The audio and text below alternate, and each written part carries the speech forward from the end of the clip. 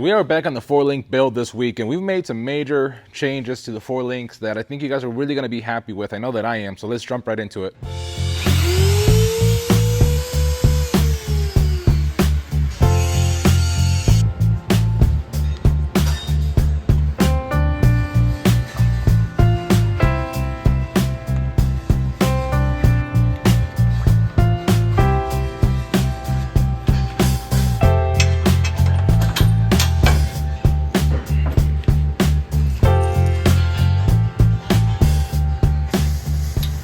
So we've got the cross member and everything figured out to a point that I actually really like it. I want to show you guys. This is it. I know it might not look like a huge difference, but I'm way happier with this design. The main difference is that we added a little bit of height to this thing to just make it stronger and make it look stronger. Same with this design, we made the hole smaller just to give the cross member more material. This thing's actually significantly heavier than that other one that we took off. And then we made these plates to where they actually go all the way across into the cross member, and then they get welded from here and from there.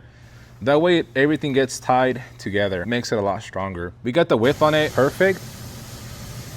And instead of just having an open window right here, we gave it this design. I think that's gonna be a really, really nice design. I'm really happy with this. So now what I gotta do is go ahead, tear everything back out of the truck, weld it all, and the next step is to get all of this stuff out to powder coat.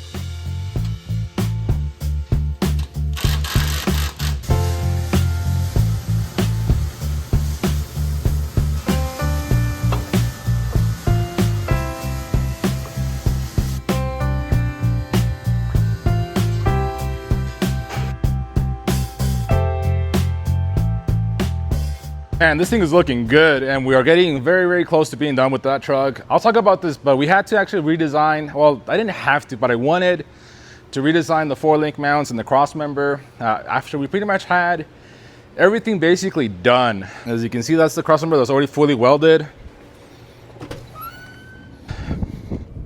Same with the 4-link mounts. But once they were on the truck and I was literally getting ready to take them off and send them to powder coat, I had an idea on a way of making them look better and be a better bracket overall. So we went ahead, went back on the computer, redesigned them, and cut them, bent them, tacked them together, tried them on the truck, and I am so happy with them. Let me show you real quick. It's a pretty small change, but in my opinion, it makes a pretty big difference. We went ahead and actually offset these kind of the same way that we do with our Redesigned brackets. So as you can see, we've got these 2 bends right here that kick it out from the frame. Now that does a couple things for us. It'll make it match the axle width a lot better. So for those that don't know, the Super Duty frames are actually wider than the OBS frames. So when you do an axle swap and you don't do anything about that width difference, your arms are actually gonna be pinched in a little bit. With us bumping it out, as you can see, it actually makes it pretty square with the axle, which that's ideal. With a setup like this, it's not as necessary because those joints can take a lot more angle than the stock Super Duty arms. So that's why for us on a regular kit, for the regular radius arms and all that stuff, that's why it is pretty necessary to add that bend to make sure that we those bushings aren't too stressed or anything like that, and that there's no binding. With this setup, with this 4-link or that 4-link, not as necessary, but in my opinion, the closer you can have those joints to neutral, the better. The other reasons for it's for clearance. Okay, so from under the truck, you can see that it's pretty obvious that the transfer case is, in this case, not that close anymore to the 4-link mount. But before we offset it, that was actually pretty close. I couldn't squeeze a finger in between there. Offsetting this definitely gave us way more space between these two, which is a lot better. Now I guess while I'm here, I'll talk about the changes that we did to the cross member. For one, we actually made this even wider, which I think looks very, very nice, very beefy. But that widening these 2 bolts right here actually gave it more leverage to keep it from bending down, which it wasn't, but it makes this whole system a lot stronger. And obviously we had to make it wider to match the now wider width of the mounts. And the last reason we did this is honestly just for looks. I think having these bends on the bracket and having it offset off the frame makes it really pop out and look way better than anything else that's out there, especially with this thing being a lot smaller than the actual full cradle. I think it makes a huge difference, and I'm actually very, very happy with the way that it looks, and I know that it was a lot more extra work, but I'm happy that I went ahead and did it, because this I'm really, really happy with, and I can send to powder coat, install it on the truck, and most importantly, it's something that I feel a lot happier about sending to you guys and selling, because I love the way that looks. So now that we have all of that mocked up and everything fits good, I know that it's gonna work, we're gonna go ahead and get everything taken off the truck. That way it can be welded, and hopefully before the end of the day, we can drop off the entire kit for this truck to get powder coated. So yeah, let's go ahead and do that.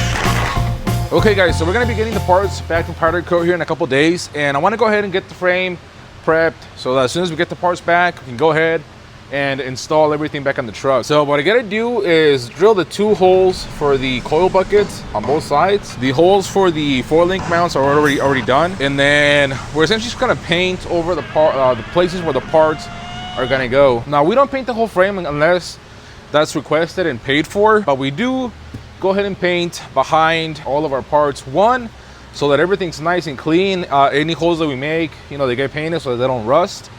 And 2, if you do choose down the road to paint the rest of the frame behind our parts, it'll already be painted, so you won't have to worry about having to take them off. You'll just have to mask around them. Since obviously we do this all the time, I went ahead and made these templates of the pattern. That way I just put this up against the frame, mark those 2 extra holes, and then I won't have to deal with that heavy coil bucket. It's something that we have just because we do this all the time, and it's a lot better than having to use a whole coil bucket. And then we're gonna be using our drill bit, our Redesigned cutter combo kit from Hogan that they sent us over. I love that thing. Other than a mag drill, I think that's the best way to drill holes. Definitely a cool product. And if you guys are interested, again, look up Hogan.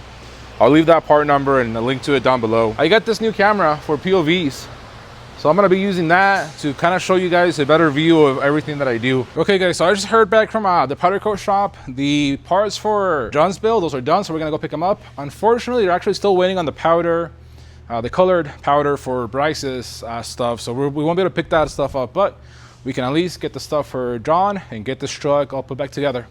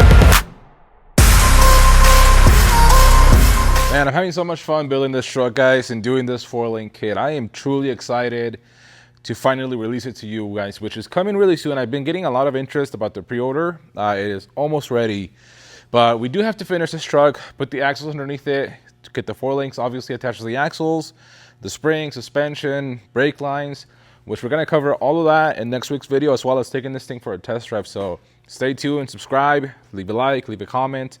And again, guys, thank you so much for the support. We'll see you next week.